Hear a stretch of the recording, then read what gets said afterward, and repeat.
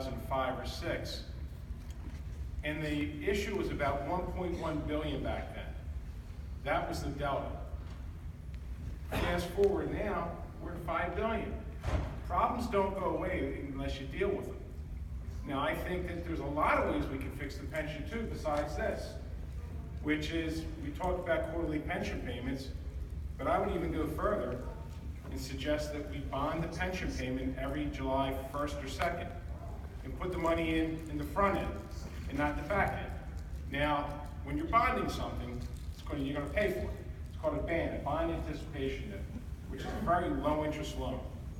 So it would cost the state about $6.5 million to borrow 1.9. But I'm going to make interest on the 1.9 from day one instead of losing the whole year. You know, tweaking the way you do these things, and we should make $92 million. So if I'm making 92 and it costs me 6.5, I think that's a plus to taxpayers. Look, I do this for a living. I'm a union iron worker. I'm the co-chair of 2 pension funds and health and welfare funds. And one thing I can guarantee you that will not solve a pension problem is not funding it. Now, some people forget that the workers are actually paying more now. You know, it wasn't pleasant. Me and Steve had many battles, but workers are actually contributing towards their health care and towards their pensions. More than I think they wanted to, but I thought it was the right thing to do, and we pushed the legislation through, and there was an understanding that we would make the payment.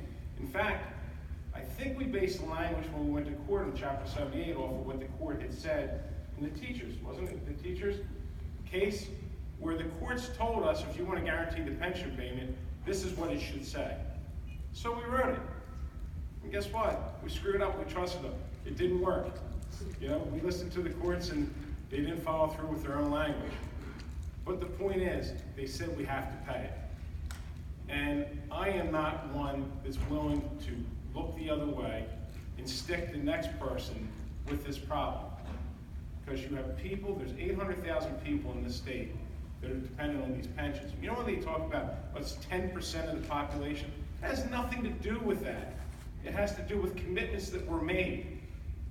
Commitments were made, people plan their lives based on an outcome at the end. Now we touted $120 billion in savings. If everyone said this was great, and it was. But I support the pension amendment for one reason. It's the constitutional amendment for one reason. It's the only way to fix it. And I remind a lot of people that, and a lot of people forget this, in 2011, the Senate passed the constitutional amendment for pension payment 29-7. The Senate did in 2011. So we've done this once. We think it's the right thing to do. But I can go into all kinds of facts and figures and numbers. The pension can be fixed, and anyone says it can't isn't telling the truth. We've adapted the governor's funding formula. I was against 1/10. I got to be honest with you, I was very much against 1/10 because it only creates more debt longer. It creates more debt. But to get a compromise and to get an agreement, we went along with 1/10. So I don't know what we're arguing about. We're going along with the governor's formula to guarantee the pension payment. My Republican colleagues, excuse me. My Republican colleagues recently came out, and people said, well, how are you going to fund it? I said, ratable growth. I said 3%, 3.5%. And everyone says, well, that's not possible. Well, my Republican colleagues in the Senate came out not too long ago with an idea to fund the Transportation Trust Fund. And guess what they said? 3.5% ratable growth. They don't have to raise taxes.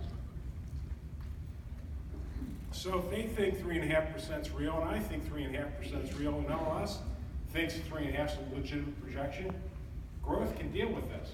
You know, we were looking at this as the state of New Jersey is never going to have any more money, that there's not any ratable growth.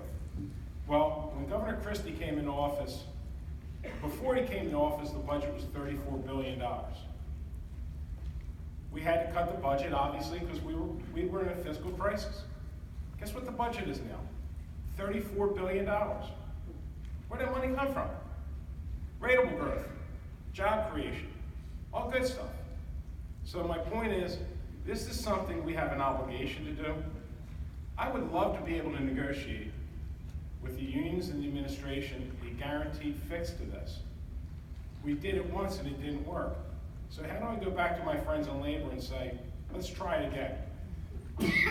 Let's hope it works. So this is a chance to at least let the people of the state decide whether it's fair for people to get their retirement, what was promised them. So, Steve, that's where I stand. Thank you.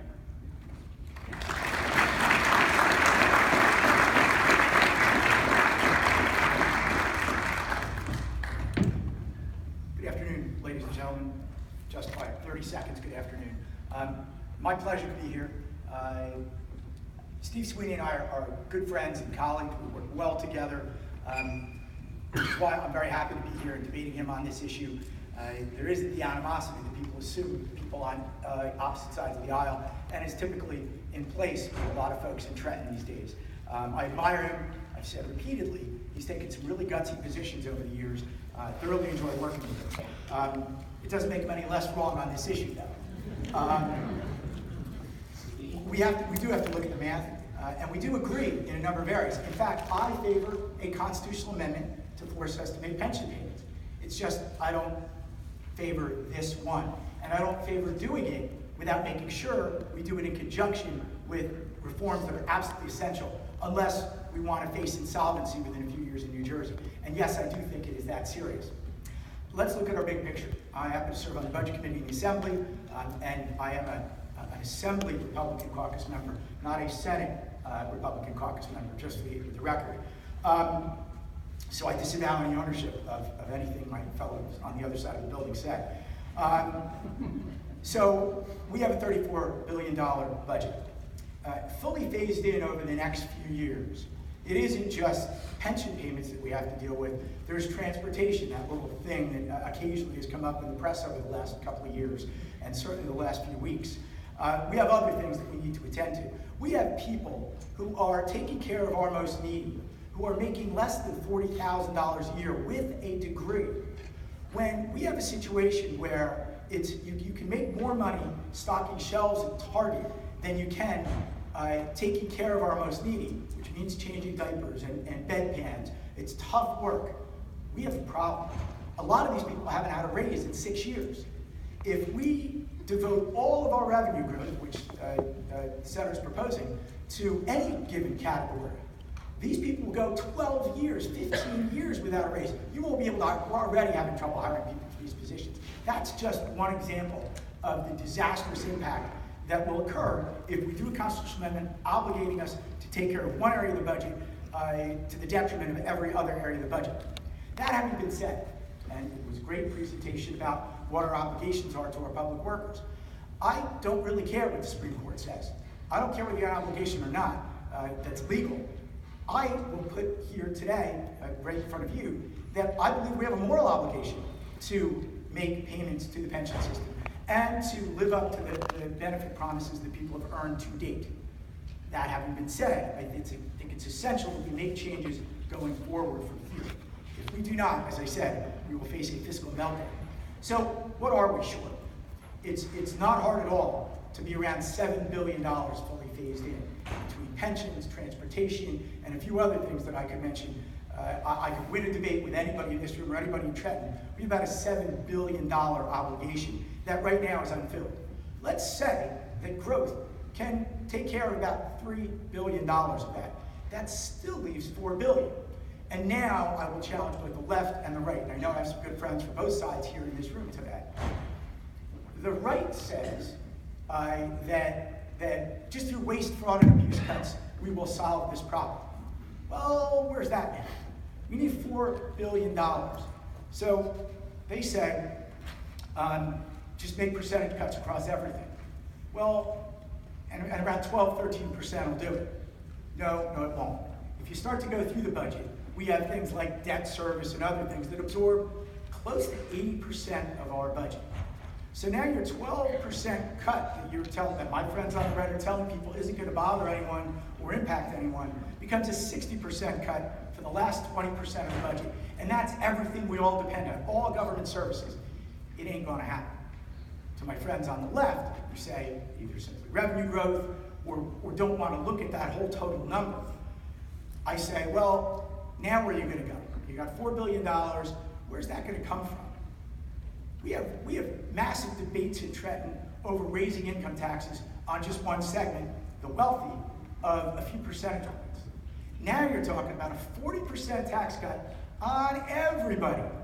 That is as equally full of malarkey as the right saying we're going to solve this problem with waste, fraud, and abuse cuts. We ultimately have to do reform. And just one highlight of the reform, and then I guess we're going to take some questions, maybe we'll get into some of the others, is health benefits reform. The public workers of New Jersey have some of the richest health benefits of anybody on the planet, certainly anybody in the United States of America. I know, because I get those health benefits as well. And before anyone bellyaches about the fact that we have part-time jobs and we take health benefits, please, I work about 70 hours at this job, so I don't have to apologize to anyone for taking those benefits. My constituents, the people in New Jersey, get their money's worth out of me between the salary and my health benefits. I don't want to apologize to anyone or for any other legislator. But they are ridiculous benefits. You go in and you get a $5 deductible, where the people paying the bills and paying for our health benefits, helping to pay for them, private sector workers, have $100 deductibles. I had a public worker say to me, can you imagine I now have to pay a few extra $100 a month for my health expenses? Well, I had a private sector person say to me, I pay an extra $1,000 now than I did a couple of years ago for my health benefits. So we're not asking public workers to make any sacrifices that everybody in New Jersey have not already made and continue to make. Actually, we're asking for less. We will go, right now, the actuarial value of the typical health benefits of New Jersey's public workers is around 95%. President Obama, certainly no far crazy right-wing nut, considers anything above 90% Cadillac benefits. We're well above that. The benefits change that the Governor's Health Benefits Commission put out said, well, let's take our platinum level benefits down to gold. We go from 95% actuarial value down between 80 and 85% of actuarial value. Would our deductibles go up somewhat? Yes, they would. The typical impact to a public worker at this starting point of negotiations would be between about $800 and $1,000, maybe $1,100. That's a big number.